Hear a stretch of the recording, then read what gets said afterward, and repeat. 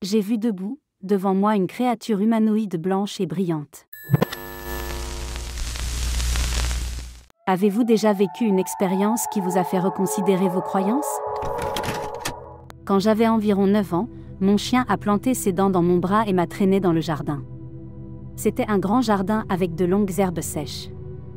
Mon chien ne m'avait jamais saisi auparavant ni traité de manière à ce que je me sente intimidée par lui.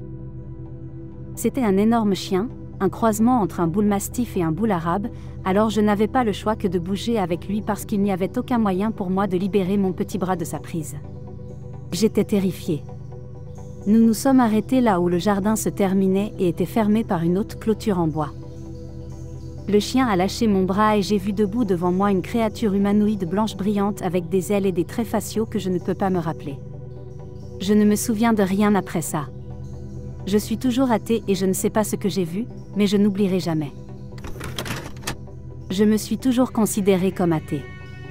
Je ne croyais vraiment à rien en dehors de l'explication scientifique jusqu'à ce que je pense avoir vu mon frère 2 semaines après son enterrement.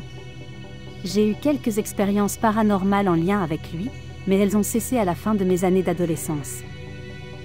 Plus tard, j'ai eu des expériences avec les drogues psychédéliques. Et ce que j'ai vécu ne ressemblait pas aux hallucinations décrites dans les livres mais plus à une augmentation de notre perception. Les expériences de sortie de corps et de mort avec la DMT soulèvent également trop de questions. Je ne suis pas religieux, mais je me considère comme un athée spirituel.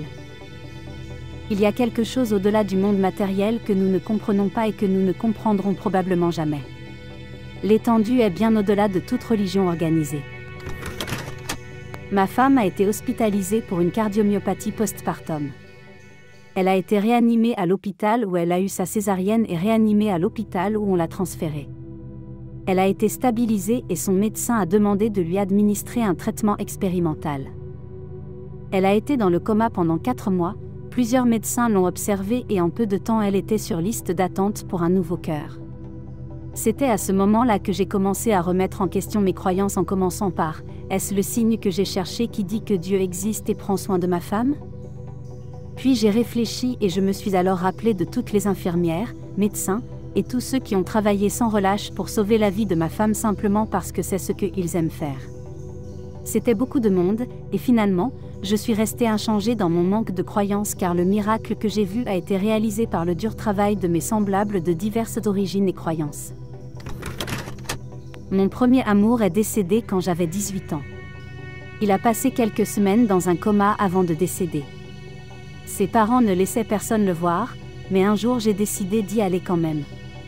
Je suis arrivée et normalement c'est un hôpital qui est toujours rempli de gens et de personnel mais ce soir-là j'ai pu facilement rentrer, c'était comme si l'hôpital était vide.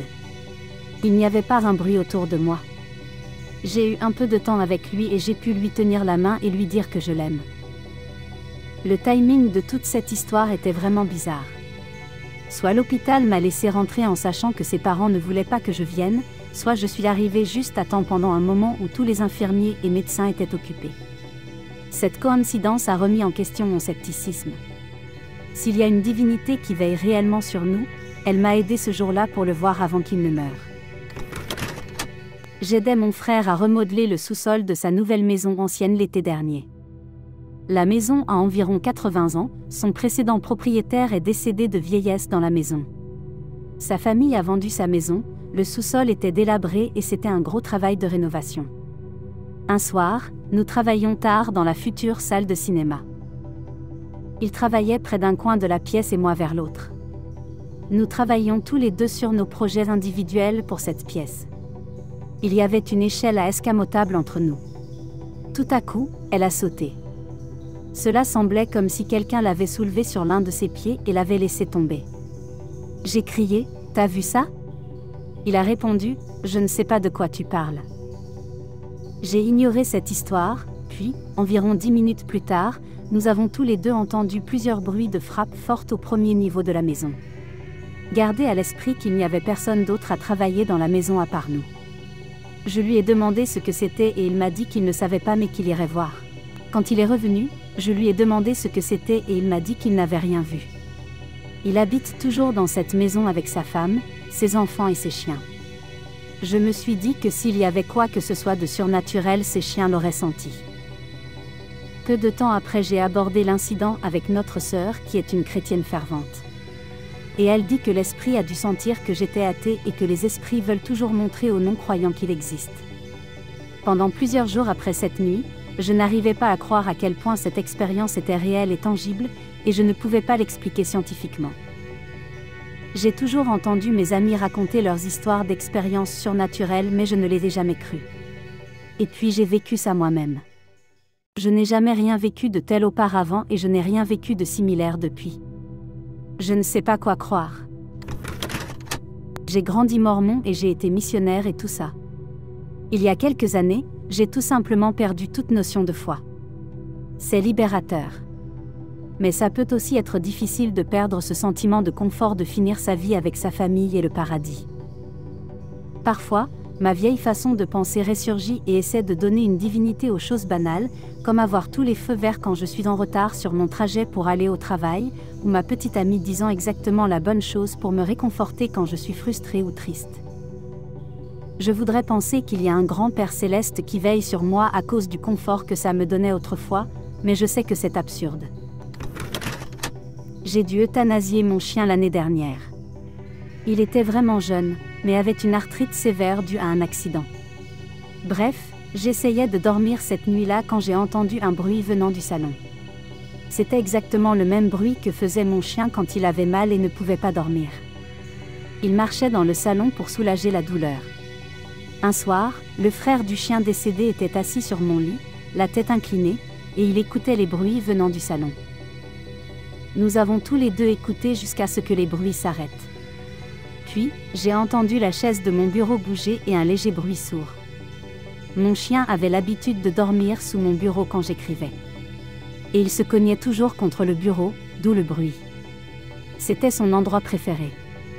Mon chien encore vivant a sauté du lit et s'est précipité dans le salon en aboyant, presque comme s'il pleurait. Je l'ai suivi, mais évidemment le salon était vide. Nous sommes retournés au lit et je me suis allongée. Mon chien s'est roulé en boule sur mon oreiller et ce soir-là j'ai pleuré toute la nuit. Une partie de moi pense que mon chien est revenu pour me dire qu'il allait bien. Je l'entends encore dans la forêt parfois. C'était son endroit préféré. Il y a quelques années, je suis partie en voyage à l'étranger. Avant de partir, mon père m'a demandé d'apporter une pierre en souvenir pour une amie à lui parce qu'elle collectionne les pierres du monde entier. Je n'ai jamais rencontré cette amie, mais j'ai accepté même si je trouvais ça bizarre. Pendant tout le voyage, je cherchais une pierre à apporter et aucune d'entre elles ne me semblait tout à fait appropriée. Quelques jours avant de rentrer chez moi, nous avons fait une visite guidée dans une espèce de rivière. À un moment, l'un des guides a simplement ramassé une pierre et me l'a mise dans la main en me disant de la ramener à la maison. Il n'a fait ça qu'avec moi. Elle avait l'air assez jolie et alors je l'ai apportée à mon ami. Quand je lui ai donné la pierre, j'ai découvert que mon père ne m'avait pas tout dit. Son amie était une chamane pratiquante avec des croyances animistes. Chaque fois que quelqu'un qu'elle connaissait voyageait, elle leur demandait d'apporter une pierre dont l'esprit voulait venir la rejoindre. On aurait dit vraiment que cette pierre voulait la trouver. Un bon ami à moi qui était généralement un idiot mais quand même un mec cool a fait une overdose et a fait un arrêt cardiaque puis il a passé du temps à l'hôpital et nous a raconté ce qu'il a vécu. Il croyait à 100% qu'il allait mourir et est devenu religieux pendant son séjour à l'hôpital. Maintenant, je me suis dit, oh, c'est l'histoire typique, un idiot qui abuse des drogues et manque de mourir puis réussit miraculeusement à trouver Dieu. J'étais très sceptique quant à sa croyance, pour ne pas dire le contraire.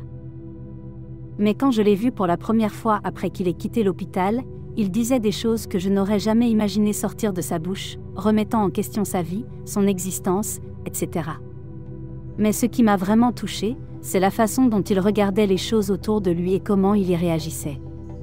Il regardait un arbre en disant à quel point il était beau. Mais alors son expression joyeuse m'a fait me poser des questions. Il y avait une joie sincère et pure sur son visage pendant qu'il admirait cet arbre. Ce que j'ai vu sur le visage de ce gars semblait tellement différent et honnêtement, je ne me rappelle pas la dernière fois que j'ai ressenti ça. Je suis un explorateur urbain et j'ai été dans un endroit assez glauque.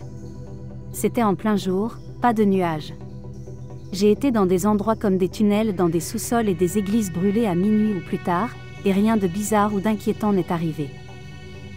Nous étions au 2e étage et avons emprunté un couloir par une double porte.